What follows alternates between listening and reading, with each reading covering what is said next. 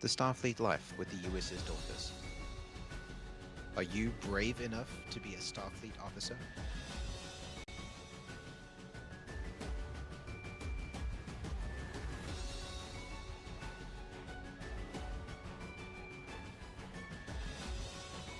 Do you have what it takes?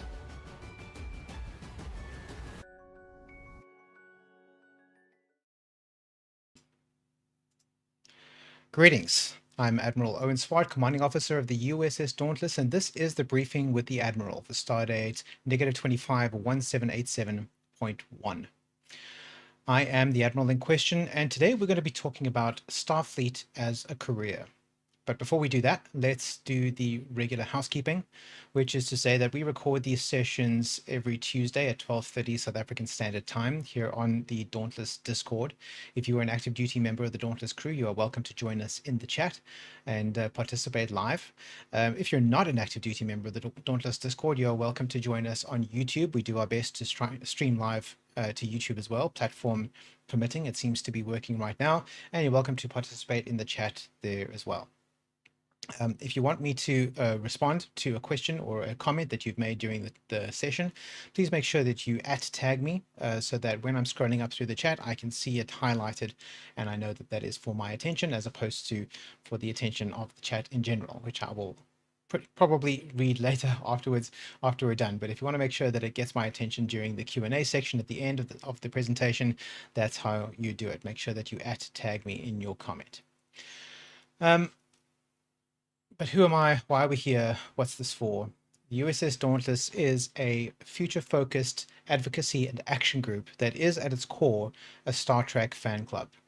We are a chapter of Starfleet, the International Star Trek Fan Association Incorporated, which is the world's largest organized fan-run Star Trek fan organization.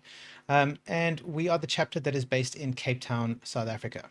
Starfleet uses the metaphor of starships for its chapters, and we are one such starship, one of hundreds around the world in dozens of countries. And as I said, we're the one based in Cape Town, South Africa, but our activity mostly occurs online. We have our Discord server, which is our central hub of communication. And so that allows us to have members all over the place, not only here in Cape Town. So that is useful. All right. The purpose of today's briefing, as I mentioned, is Starfleet as a career, or your Starfleet career. So I'm going to state my thesis up front, and then we'll go into significant detail about what that means, what it represents. So the core thesis is this. Your Starfleet career is no less important than your civilian career. They differ in structure, in cadence, and in physical manifestation, but not in professionalism, responsibility, or significance. And we're going to define all of those important terms as we go, and we're going to explain exactly what I mean. So first of all, I want to talk about the two tracks. So your two career tracks, maybe you've got more than two, but let's talk in broad terms. We're talking about two different careers, both of which are professional. And that is your civilian track career and your Starfleet career. And we have to be precise about language when we're talking about here, especially the word professional, because that word does a lot of work in today's presentation. There's a lot of heavy lifting here and in people's heads generally. So first of all, when I talk about the two tracks, when I say civilian track or civilian career, I mean everything outside of Starfleet. Everything that you do that isn't part of Starfleet is a civilian career. Now, this is a word that we've borrowed from military terminology, and we use it in a similar way, but we don't mean it to refer to the exact same thing. In the military context, it means everything outside of the military. So we're using it in a similar way to refer to everything outside of Starfleet. And it's designed, so we're using it specifically from a Starfleet perspective.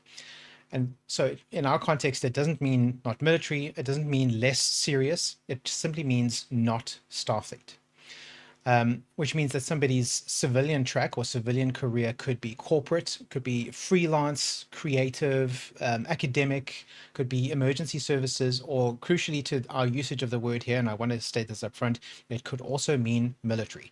So in this case, a civilian means military. likewise, if you are in the military and you're talking about Starfleet, you would use the word civilian to refer to us. We use the same term to refer to them. It gets even more confusing when you've got somebody whose civilian track is the military, and then they're, depending on what room they're in and what audience they're talking to, the word civilian means different things. But anyway, that's for the purposes of today's presentation and generally in our usage in Dauntless materials. When we say civilian, we mean anything outside of Starfleet, including the military. So none of that stuff matters for this distinction. It's only whether or not it's Starfleet. And by contrast, a Starfleet career it's anything that involves Starfleet, so Starfleet International in general, as well as the USS Dauntless. And what it is it's a structured long-term goal, and it has expectations, obligations, progression, and accountability baked into it. And it's carried out inside the Starfleet International organization. For those who are perhaps joining us for the first time, it may be a little confusing to understand that we are talking about the real Starfleet. Starfleet, the International Star Trek Fan Association Incorporated, not the fictional Starfleet from the Star Trek television show. We are inspired by and based upon the fictional Starfleet, but we are a very different organization. Visually, superficially, we resemble them. That's on purpose, but the kind of organization we are is quite different to the fictional Starfleet. So we're talking only the real world Starfleet today. But every one of us has both of these things. We both have a civilian career track and a Starfleet career track. If you're in this room, if you're in this chat room, if you're in the Dauntless, then that is true of you. Two tracks, same person, same life. These two things are not entirely separate. Another key word that we need to define here is professional. That's probably the most important word for this presentation. Most people instinctively define professional as something that is paid as opposed to amateur, something that is full-time, something that is contractually enforced. And historically, it has been used to define an occupation that is someone who belongs to a learned profession, which is typically a profession that requires you to have one or more tertiary degrees and a license from the government in order to perform that job.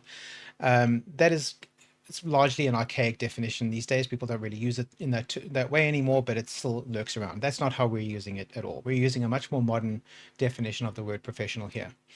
But the thing that sticks in most people's minds when they're thinking about professional is the necessity of there being financial remuneration. So you're being paid for doing that work. And that definition is insufficient and I'm lazy, frankly. you get a lot more out of life than just money, right? If payment were the defining feature on whether or not something could be professional or someone could do things in a professional way, volunteers couldn't be considered professional. Non-profits couldn't be considered professional. Open source engineers could not be considered professional. Military reservists couldn't be considered professional. And even something like parenthood wouldn't require professionalism. And none of that obviously holds up, right? To the slightest bit of scrutiny, if you think through any of those things, they all require a degree of professionalism, and any one of the people in any one of those occupations could be considered a professional. So here is the Dauntless definition of professional, which applies equally to both tracks, your civilian track career and your Starfleet career. A professional is someone who accepts responsibility for outcomes, not just intentions, is reliable even when no one is watching, maintains standards independent of mood or convenience, understands that their actions affect others, treats commitments as real, not symbolic, thinks in terms of long arcs, not short bursts of enthusiasm. So to this definition of professional, money is irrelevant. What matters is conduct. So we're not describing a financial transaction or a particular kind of work. We're describing an approach to work as a whole, an attitude as it were. Payment is a red herring when we're talking about professionalism, because in your civilian career, professionalism is enforced externally, right? So that's where the pay comes in. When you're paid, you are monitored in your work. People are monitoring that you're doing what you say you're going to do, and you are punished quickly if you fail to achieve your goals. But in a Starfleet career, professionalism is enforced internally, right? It comes from you, not from the outside, not by the HR director who's sending your checks, not by your manager. It's coming from within. You're not paid. You're not getting anything out of this, at least not in terms of money. Oversight is lighter, although you are being supervised in your work. Nobody's micromanaging you, or if they were, you can tell them to get lost, because that's not how this organization works. And consequences of inaction or incorrect action are often delayed because you're dealing with volunteers. But that doesn't make Starfleet less professional. If anything, it makes it more revealing. So in a civilian career, professionalism is enforced externally by pay, contracts, oversight, and the threat of removal. But in Starfleet, those pressures are largely absent, which makes professionalism more revealing, not less. When there's no salary at stake and no immediate punishment, showing up, following through, and honoring obligations becomes expressions of identity rather than of compliance. So you're doing it because it's who you are, not because someone's making you do it. Starfleet strips professionalism down to its core by removing coercion and leaving only your values, your integrity, and your long-term thinking. And that's why treating a Starfleet career seriously is not performative. It's not role-playing. It's a deliberate choice about who you are and who you intend to become. Because when external pressure is removed, only professionalism remains. All right, so in a civilian track career, you behave professionally because you must, because you are required to, because you have to. In a Starfleet career, you behave professionally because you choose to, because it's correct, because it's the right thing to do. And that choice is not weaker, in fact, it's stronger. It means professionalism is no longer survival reflex tied to your income. Income obviously is tied to survival. It becomes an expression of your identity. It tells people who you are. But these two careers also look very different. I mean, they are very different in a lot of ways. One of those ways is in kind of the physical manifestation of how these different careers take shape. In your civilian track career, it looks like a day job, something like that, there is a lot of external structure that helps you to shape what it looks like. So you wake up at a certain time in the morning. Most jobs, again, people work shifts and there are always exceptions to these rules. Generally speaking, you wake up at a certain time in the morning, you put on a dress code, which is what you're expected to wear for the day. Sometimes it's something as formal as a uniform. Usually it's just business casual or whatever it might be. Most people commute to a physical workplace. Some people are fortunate enough to work from home, but even so, you've got your workplace in your home, you've got your home office. So you just have a much shorter commute, but it is a commute nonetheless. You're in an office or workspace which is provided for you by your employer. They build that for you, that it's a room or an office that you sit in. Again, if you're working from a home office, you get to construct that to yourself, but it is still aspects of that workspace are provided by your employer, whether it's your laptop or your headset or your webcam or your internet service provider or your VPN, whatever it is. Elements of those are provided by your employer. So part of that workspace is provided for you. And typically you're expected to work fixed hours. Maybe you're not expected to work the entire 9 to 5 workday, but you're at least meant to be available during certain hours of the day, that kind of thing. Again, lots of variation in that. There are trillions of jobs in the world, billions of jobs in the world, and they all look different. But most of them kind of sort of fit that model. And in all of those variations, the key thing is that physical presence enforces an on-duty mindset. When you show up to work, that means you're on duty, you're at work. And when you leave the office or log off from your Teams meeting or whatever it might be, at the end of the day, you have now left work. When you step out of your home office, you've left work. Physical presence enforces your on-duty mindset. So your duty status is imposed by the environment, which is configured perhaps collaboratively between you and your employer. But in a Starfleet career, by necessity, that looks very different. It has what we call a distributed presence. So it can happen anywhere at any time. All you do is you pick up your pad or you sit down at your workstation and now you're at work. You open your Discord, you can read your mission reports, you can do your daily check-in, you can see what's coming up, you can check the calendar, respond to contribute, you can track your obligations. And when you're doing that, you are on duty. You're at work in your Starfleet career. There's no commute, there's no office, there's no fixed desk, but the work still exists. The responsibility is still there and the career still exists. Even though you're not showing up at an office, it's still a career. There's still a perpetual momentum that's happening there. not perpetual, but there is an ongoing momentum that's happening there as a result of the work that you need to do. One of the ways that we can manifest physically our Starfleet work is through uniforms. So although a physical job will typically have a dress code or possibly a uniform, our uniforms serve a similar role in that they are a core manifestation of our identity, rank, and status within the organization. We not only use uniforms, we take great pride in our uniforms because they have insignia and adornments upon them that indicate choices that we've made in our career and work that we've put into our career up until this point. Rank insignia, for example. Unlike a civilian track career, we don't have that shared physical workspace where the daily uniform makes sense for us to wear every day. So as a result, our uniforms tend to be reserved for specific appropriate occasions by necessity, not by choice. It would be a bit silly walking around the house talking to, when you're on your phone and you're chatting on Discord, you're wearing a uniform and nobody can even see you wearing it. Perhaps it's helpful for your frame of mind, but it would be silly. That makes this uniform a privilege to wear, right? It's not a routine obligation that we have to do every day. And professionalism on the Dauntless therefore can't rely on clothing or environment. You're not a professional because you're wearing the uniform.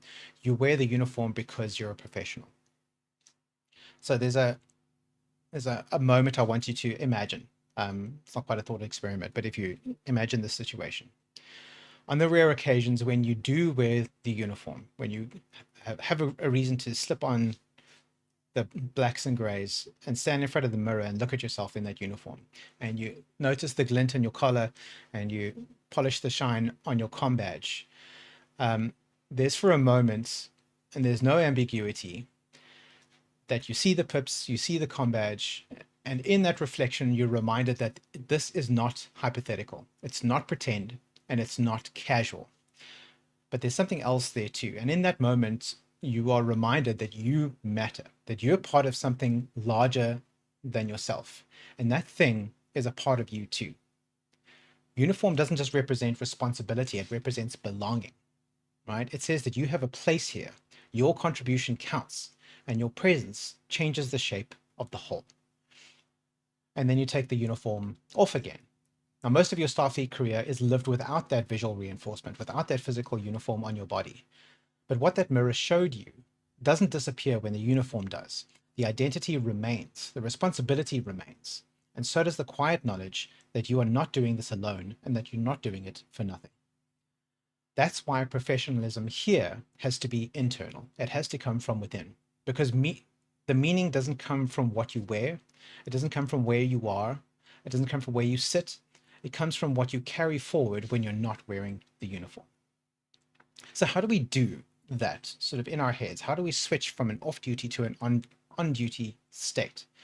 In your civilian career, it's easy, right? You go to the office, that means you're now on duty. When you leave the office, you're off duty. But how, in a Starfleet career, which is a lot more transient, sporadic, occasional, how do you switch from on duty to off duty?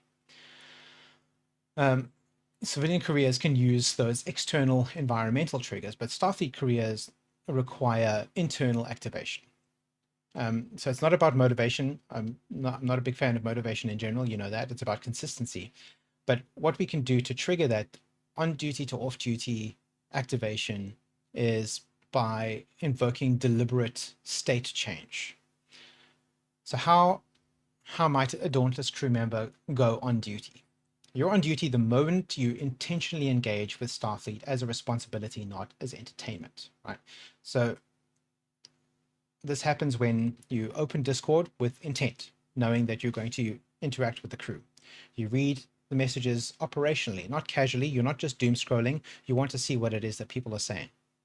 You respond in Starfleet tone and language, and we're going to talk more about that in a moment. And you treat silence, delay, or neglect as meaningful actions. So we've spoken about this at length, especially in recent briefings, that being silent, being quiet is not neutral. It is a choice, and it's a meaningful choice. So you don't drift into duty in the Dauntless, you step into it. But it's not a physical step, It's an emotional step, a contextual step, and you create that context for yourself as you go.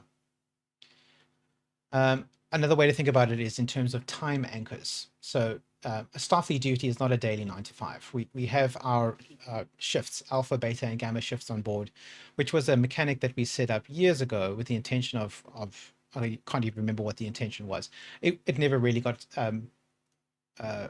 codified into anything other than just a thing. Alpha shift is from 0800 to 1600, beta shift is from 1600 to 000, and gamma shift is from 000 to 0800.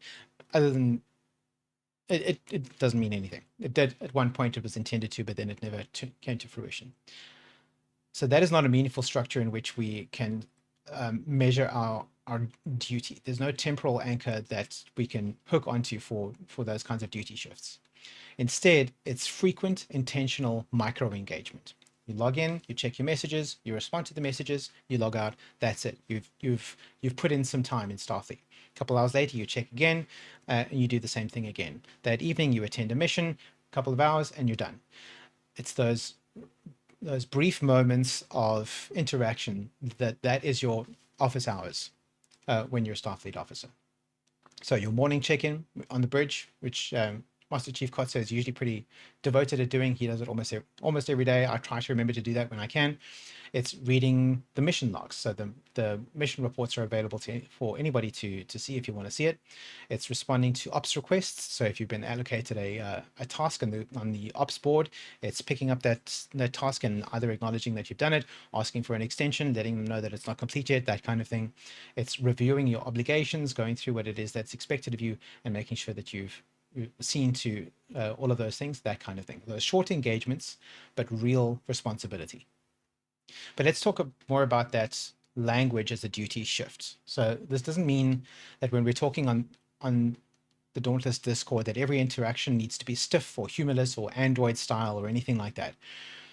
Starfleet, like Star Trek itself, allows room for warmth, for banter, personality, even on the bridge, right? If we watch any Star Trek show, that's when most of the fun conversations take place is on the bridge in high intensity situations. There's a fair amount of joking back and forth. They're using that to help manage the stress. What matters is tone, not severity. So tone switching is the deliberate shift you make when you move from a civilian frame of mind into a Starfleet one. You're still talking about the same realities, but you're contextualizing them differently. And this, as a practice, is not unusual. If you've ever worked in a corporate environment, you'll be familiar with this exact thing.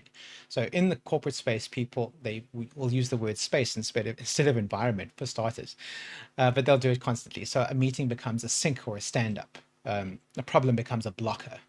Work becomes deliverables. A delay becomes a timeline adjustment. A decision becomes alignment. Sometimes those are euphemistic, sometimes they're just jargon. They're just terminology that are used in a specific context. And when you're using that shared language, people know that that's what you're talking about. You're talking about work stuff.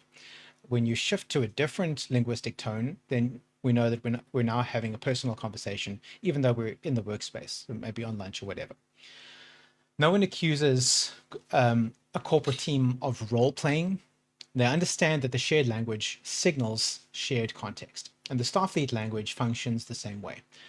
We have plenty of examples of internal jargon. For example, this is a pad. We don't call this a phone, we call it a pad. What I'm sitting in front of here is a workstation. It's not called a PC. When I'm playing World of Warcraft, that's a simulation, it's not a game. Of course, it is a game. Of course, this is a phone. And of course, this is a PC. But within the context of our Starfleet conversations, we use a specific terminology that identifies that we're talking about Starfleet topics. It's not pretending that the tools are different than they are. We're not role-playing and pretending that there's something else entirely. We're signaling that we're operating inside a Starfleet professional frame rather than in a civilian frame. And the subtle shift is powerful, right? Because it shifts expectations that we have from the conversations. It sharpens attention on specific details that are relevant to that context. And it helps responsibilities within that context become explicit. When the language changes, the tone follows. And when the tone follows, professionalism becomes visible. And that's how Dauntless crew members consciously switch when on duty status, without uniforms, without an office, without needing external enforcement. By shifting your frame of mind, by micro engagements, by shifting the tone of your language, that's how you go from on duty to off duty.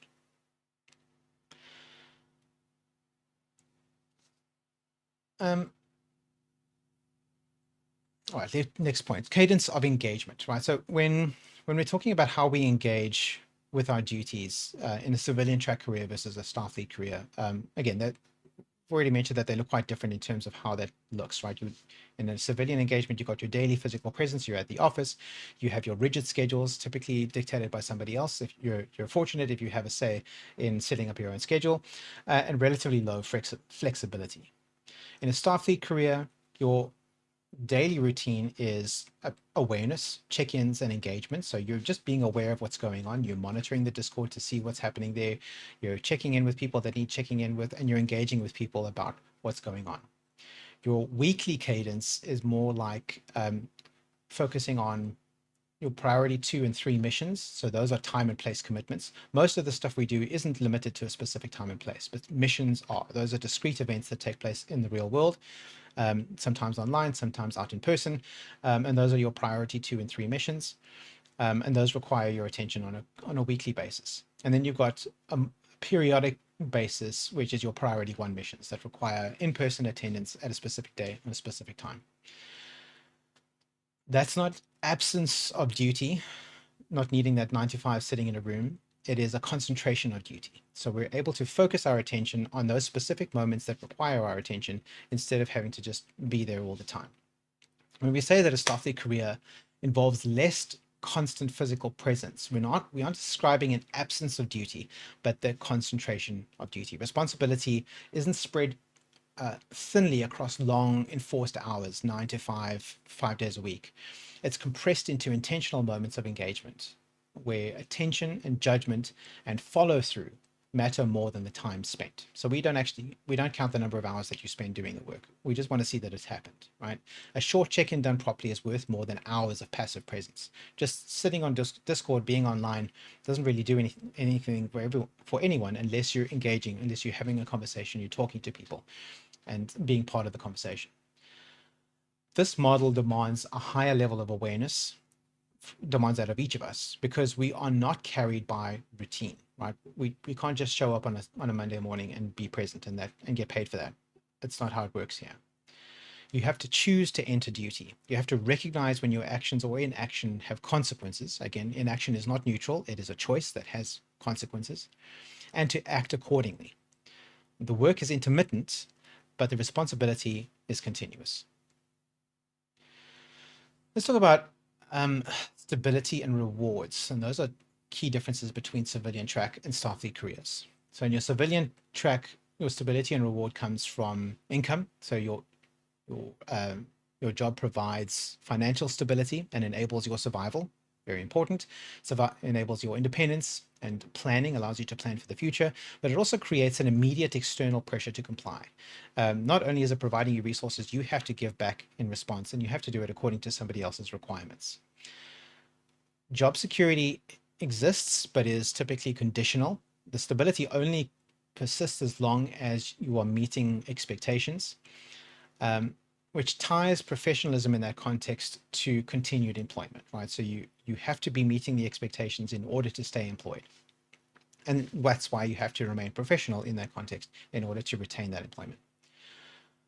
You've therefore got external incentives and penalties. So these are being posed from outside. So your behavior is shaped by your pay. So what your reward is for doing that, by promotions, which typically means more pay, but also on the negative side, warnings and the potential for termination. You could lose your job if you do it too badly.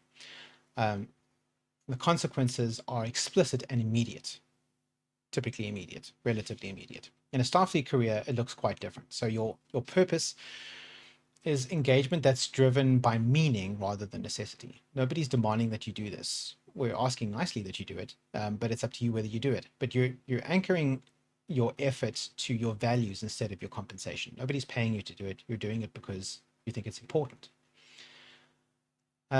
you also have benefits in terms of identity. So over time, Starfleet becomes part of how you understand who you are. It's not just something that you do occasionally. You think of yourself as a Starfleet officer. It's part of your world, part of your identity, part of your being. We also have recognition, which is advancement, acknowledgement, and trust within the institution. And they function as markers of contribution rather than rewards for compliance. So your rank promotions aren't rewards for doing what you're told. They are a thank you for participating.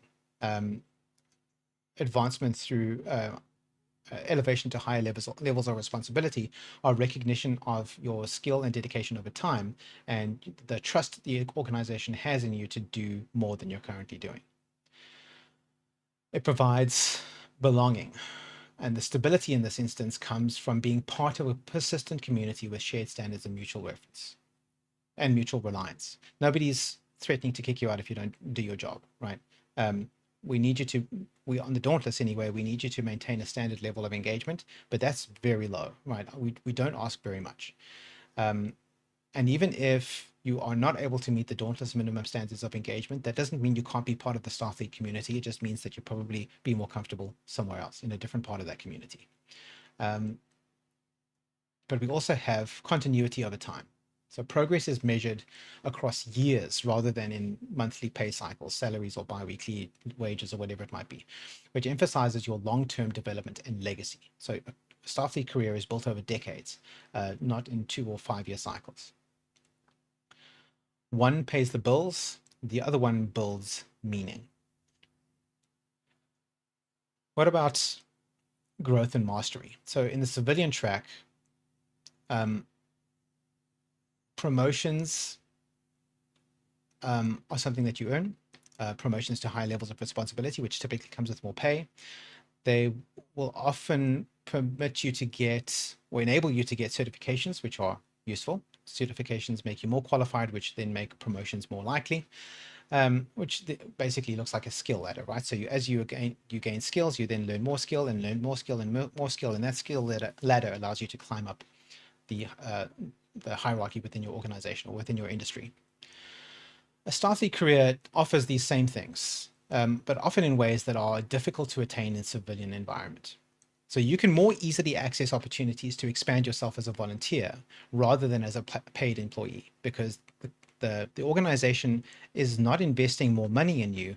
They're only investing their time and trust.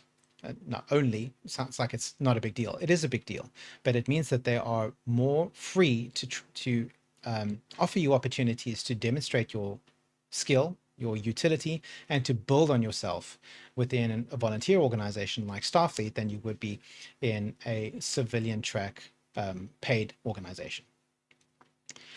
You can build that experience in one career, whether that's your civilian career or your Starfleet career, and then you can transfer the benefits to the other. It goes both ways. Skills that you attain in your Starfleet career can be transferred to your civilian career and vice versa. In your Starfleet career, you are given the opportunity to exercise leadership under real constraints, things like zero budgets, things like limited manpower. These are real constraints that make things difficult. And if you can succeed under those conditions, then those skills can easily transfer into civilian track careers. It allows you opportunities for command experience, to practice things like mentorship, allows you to gain and build institutional knowledge, and allows you to envision and enact long-term progression through those multi-year careers. It's not a rehearsal, it's not practice, it's real leadership in real life situations that is voluntarily assumed, and therefore allows you to more easily get that experience under your belt than you might in a paid position. In terms of responsibility and accountability within a civilian track career, if you miss your obligations, there are immediate external consequences. You get called before your manager, you get dressed down, you might get a reduction in pay, or you might even lose your job. Your accountability is enforced from the outside. In a Starfleet career, accountability comes from you, right? The first step is in reporting. You report your progress, you report the work that you do. You earn qualifications on your own and your own steam, and only by earning those qualifications on your own do you then unlock advancement to higher levels. You are able to demonstrate your activity by attending missions and things like that, by participating in challenges, and the follow through is in your hands. You are encouraged to do that, and we are monitoring to see if you are following through. The accountability is often delayed. We spoke last week about our new policy that accelerates new recruits who are not finding their feet, gives them an opportunity to opt out relatively quickly because it was taking 6 months for that to happen before, right? And that 6 months is a relatively short time frame when it comes to consequences in Starfleet. In the Dauntless, we're more efficient than most chapters, where it can take years to opt out. In fact, that used to be the case on the Dauntless long ago. It would take years for you to eventually disappear off our radar. Accountability also is often internal. So it's about you feeling bad because you missed your deadline, you feeling bad because you didn't reach out, you feeling bad because you didn't let people know. But the accountability, however, is never optional. We need you to hold you accountable for the work that you've done. And that's going to happen. But it also comes down to responsibility, not just to the community, not just to the institution, not just to the Dauntless or Starfleet, or even to the mission of Gene's dream. You also, within the context of your Starfleet career, have a responsibility to your future self. So the you that you're going to become. We talk a lot here on the Dauntless about mission readiness, which is the doctrine of self-improvement, trying to become the best possible version of yourself. And it's difficult to do that without imagining what that better version of yourself might look like, who that person might be. And that person is your progeny. That's the person that you're going to produce through the efforts that you put in today. And you owe that person quite a lot, right? You are responsible for building and for creating and for providing for that person.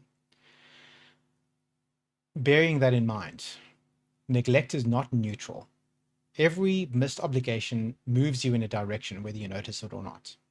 And whether that direction manifests internally in terms of your self-perception or externally in terms of your reputation or what the people around you think of you, that is a choice. Neglect is a choice. Failing to report, failing to qualify, failing to engage or to show up undermines your future competence, not just your present performance, because it means that people are going to trust you less, which means they're going to offer you fewer opportunities to develop in the future. You're hobbling your future self by failing to meet your obligations today.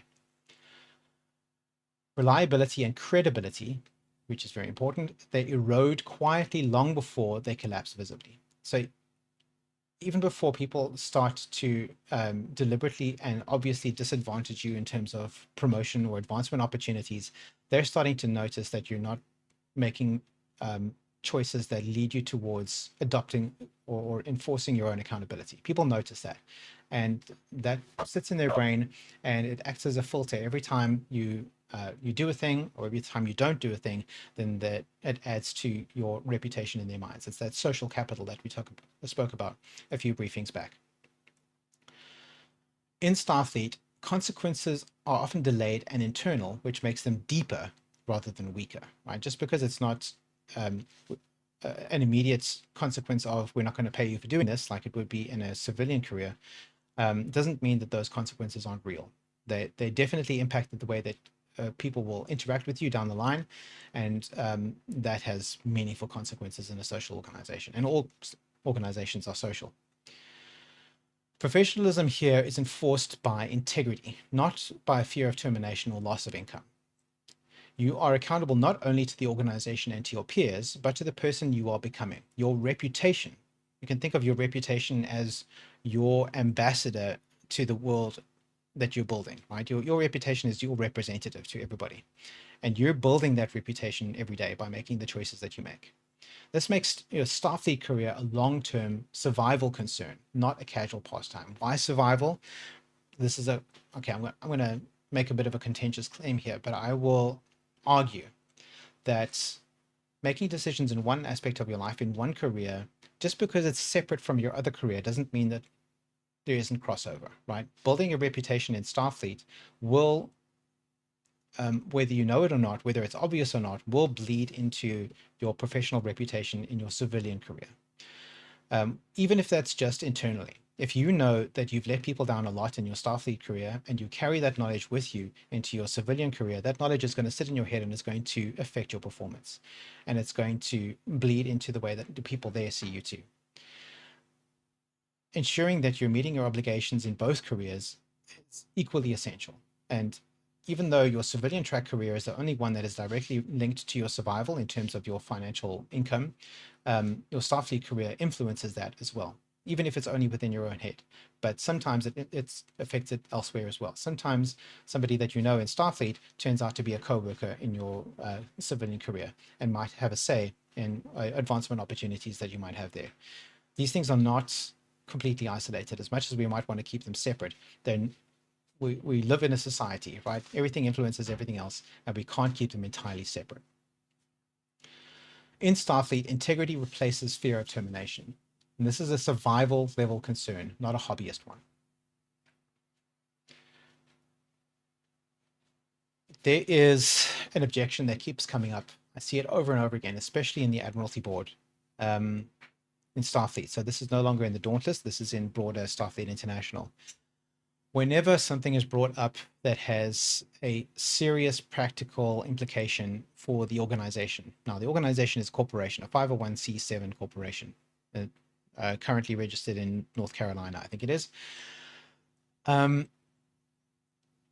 Whenever we need to implement a new rule or a new policy that requires a little bit of work from members of the organization to comply with, the objection thrown up is, guys, why are we doing this? This is just a fan club. This is supposed to just be for fun. The reality of the situation is, yes, it's a fan club, but it's also a corporation. And it has legal, financial, and ethical obligations to its stakeholders. And without professionalism, Starfleet International doesn't survive, right? We have to be professionals all the time. We can't just be here having fun, although fun is the point. Well, it's one of the points. It's more than that, right? It's serious, and we have to treat it seriously. And to not comply with the obligations that are placed on our organization by external authorities to whom we are accountable, that means that we have let our membership and ourselves down in that process. And that same philosophy applies at every level of the organization, whether it's the Admiralty board, whether it's the auxiliaries, whether it's the academy, or whether it's chapter level. That same thing applies. Yes, this is something that we're doing which is ancillary to our civilian career, but that doesn't make it any less important or any less necessary that we exercise our level of professionalism in this arena. Now, I mentioned before that the Dauntless has higher standards than most Starfleet chapters when it comes to levels of engagement, and there exists definitely a spectrum throughout Starfleet. So not all chapters are the same. We don't all have the same requirements, the same expectations, and sort of from one end to the other. On the one end, you've got minimal engagement. This is where a chapter is basically just a WhatsApp group chat or a Facebook group. And that's fine, right? That's entirely valid. As long as they're meeting their obligatory requirements in terms of Starfleet's charter, in terms of Starfleet membership, then that's fine. There's nothing wrong with that. If that's the level of engagement that suits you and your style, then I wish you well with that. Somewhere in the middle, which is probably where most chapters live, and that is a level of moderate engagement, where they'll have some kind of online communication platform, whether it's an email list or whatever it might be, and then they'll have occasional in-person events, maybe a monthly dinner or an annual camping trip or a Toys for Tots charity event or something like that. That's kind of a moderate level of engagement. And I think based on what I've seen, most chapters exist in that kind of space. Again, nothing wrong with that. The Dauntless used to be one of those. But we now exist at the other end of the spectrum, where we require more engagement and more activity than any other chapter in the fleet, to my knowledge. Right? We require daily engagement. Well, we don't require daily engagement, but we expect and look for and encourage daily engagement. We have structured operations. We do serious work. We employ a high degree of accountability for the duties that are performed on board. And we have an intentional, curated and deliberate culture that we have built over years. All of those levels of Starfleet are acceptable. They're all equally valid, but they are not equivalent. You come to the Dauntless if you want to be serious, but there are plenty of places you want to go if you want to be less serious. So the Dauntless standard is we don't take Starfleet as seriously as others. We take it more seriously. If you want Starfleet as a hobby, there are plenty of options available for you. If you want Starfleet as a career, this is where you come. This isn't exclusion. This is self-selection. This is a choice that we've made. So, 2 careers, 2 tracks, equal professionalism, equal importance, different forms. On the Dauntless, being on duty isn't something that happens to you. It's something that you choose repeatedly. And that choice is exactly why this is a career. All right, let's see if there are any questions that require my attention. I see there's been a lively chat. Has anything been addressed to me here? No, I'm not seeing anything on the YouTube chat, but my yeoman, as is typically the case, has submitted a few questions in advance. Question 1, and we anticipated this one already. Isn't this taking a fan club a bit too seriously? Starfleet supports a wide range of engagement levels, as I said, and all of them are valid. What we're talking about here isn't what Starfleet must be for everyone. There's no one way to Starfleet. But this is what Starfleet is on the Dauntless, by choice. If someone wants a casual experience, many places to find that. Here on the Dauntless, we've chosen to treat Starfleet as a career level commitment, and we're upfront about that. We're not shy about that thing. Oh, I've got a question from Commander Shimali. Most chapters have the incidental engagement. If someone happens to post something, cool. If not, there's no nudge, there's no check-in, nothing. Yeah, it makes me sad that that's so prevalent. I really wish more chapters would encourage more active and direct engagement, because I feel like that's where the future of this organization will be. Passive engagement was fine back in the early days of the internet, and before that, when everybody was desperately interested in what everyone else was posting on Facebook, what everyone else was posting on their email lists. It was the kind of thing that we were all paying attention to. But now that stuff has all kind of drifted back into background noise, and we have to be a lot more intentional about how we engage with each other in that way, especially following COVID, which required all of us to rethink how we structure our social engagements with people. And organizations like this one, the intentionality, I think, is the only way to succeed long term. And when I mean succeed, I mean continue to survive. All right, next question from my yeoman. What if my civilian career or personal life gets in the way? Yeah, okay. The Starfleet career is designed intentionally to coexist with your civilian track. So it's not intended to compete with it. Your engagement is flexible by design. What matters isn't your constant presence, but your intentional follow through. And we know that life happens, right? All kinds of unexpected things get in the way. The issue is that disappearing without communication is a choice, not a circumstance. Even if something has happened in your life that makes it so that you cannot engage in any activities, we need you to let us know that that's happening.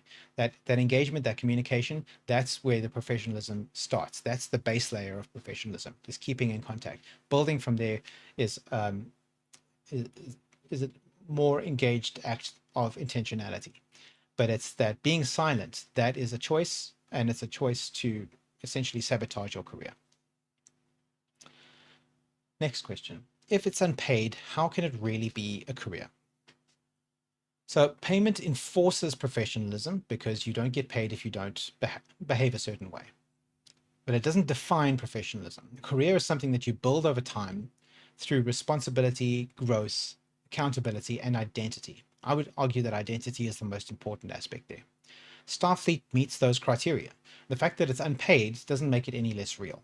It makes the professionalism more intentional. Captain Van Kroonen says, the currency we have is credibility. Yes, I like that. That's a good line. Thank you for that. All right, I'm not seeing any more questions, so I'm going to call it there. Look at that. We're pulling in under an hour. That's great. Before we drop off, I'd just like to acknowledge everybody who's here. Captain Van Kroonen, Colonel Yubert, and Commander Shimali. Thank you for joining us live in the chat. I didn't see if anybody else might have joined and left. That happens sometimes, so apologies if I missed you, but that's all right. So I'm going to leave you with this thought. This isn't about pretending this is more than it is. It's about choosing not to treat it as less. If you're here, let it matter. Show up with intent. Carry the responsibility and invest in what we're building together. Decide whether this is a career you want to take seriously, and then step into it with clarity and purpose. Thank you. That is all for today. You are dismissed. Swart out. The Starfleet life with the USS Dauntless. Are you brave enough to be a Starfleet officer?